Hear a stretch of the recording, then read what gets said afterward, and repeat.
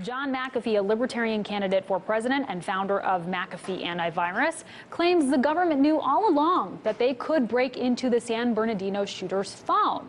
So to get his insight on that and on encryption more generally, Ed Harrison and I sat down with John himself, and we first asked him how he's so sure the FBI knew it never needed Apple's help in the first place. Take a look at what he had to say.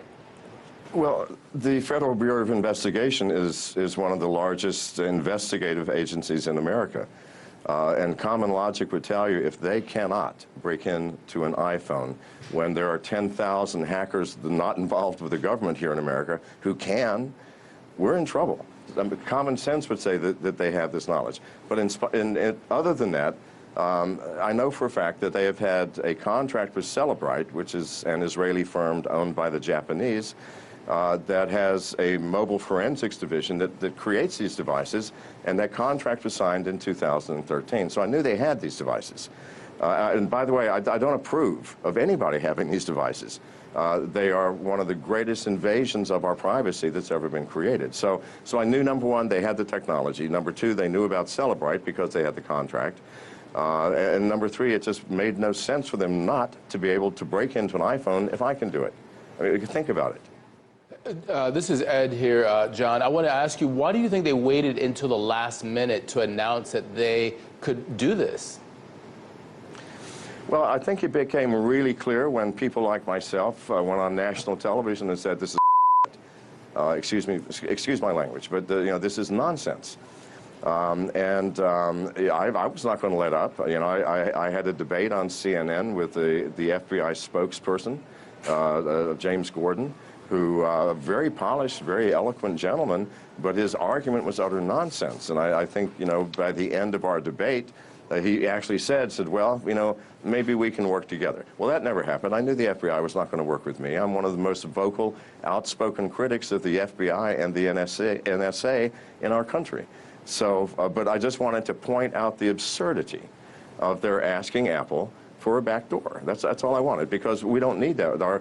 Our security and our private individual security in America is very tenuous as it is, and we certainly don't need more threats to our privacy, and this would be one of the greatest threats possible. Well, you know, you mentioned Android, which is, you know, in the world overwhelmingly the majority of phones. What if the FBI were to crack into an Android phone? The site Motherboard, they attacked one of those phones to find out what they could do, and they ascertained that overall devices running the most recent versions of iOS and Android are comparably protected against offline hackers. But actually, they noticed that they were not comparably protected against online hackers, and that Android was more vulnerable in that way than iOS. No, I disagree with that. Both iOS and Android are equally vulnerable to any dedicated hacker. And in fact, the same device used by the FBI that Cellebrite creates, is called an IFUD, can be used to hack into an Android phone. It's a tragedy. It should be illegal to create such devices. It really should. It's like giving nuclear bombs and selling them for $20,000 each on the street. There's a serious problem with this.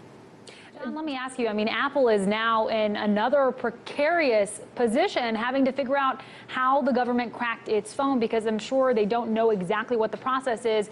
It seems likely the government won't be divulging that information anytime soon. But what's your take on how exactly this was done?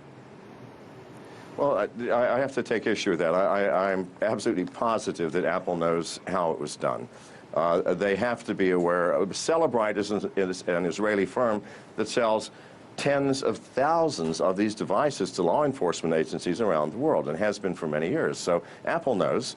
It's a game of chess is what's happening here. We know that our government is overreaching in asking for these backdoors, and we know that if they had succeeded against Apple, then they would go after the big prize, which is Google. Google owns Android, which is the operating system used in over 90% of the mobile devices in the world. And if that were to happen, we would be in serious trouble. Now, we're in trouble already because these devices that Cellebrite sells, they're not that expensive. I mean, for private individuals, maybe, but certainly not for governments.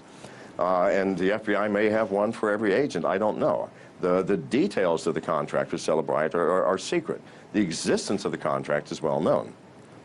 The reality right now is that we live in a world prone to seeing more terror attacks. That's the unfortunate truth. Some carried out perhaps right here in the U.S. And every time one happens, Americans become more scared. They become more vulnerable. The question is there going to come a time in which people are no longer willing to justify the fight to maintain strong encryption the way we saw sort of a movement coalesce around Apple? Do you think it's only a matter of time before the government gets a master key? No, I do not. I think that if common sense prevails, it will never get a master key. Because here is the truth of it. The FBI and the NSA and most of our other 14 covert agencies here in America are using an old paradigm for collecting information. They want to listen into individual conversations as if that is going to help them against a global terrorist threat. It can't happen. There are too many people with too many conversations.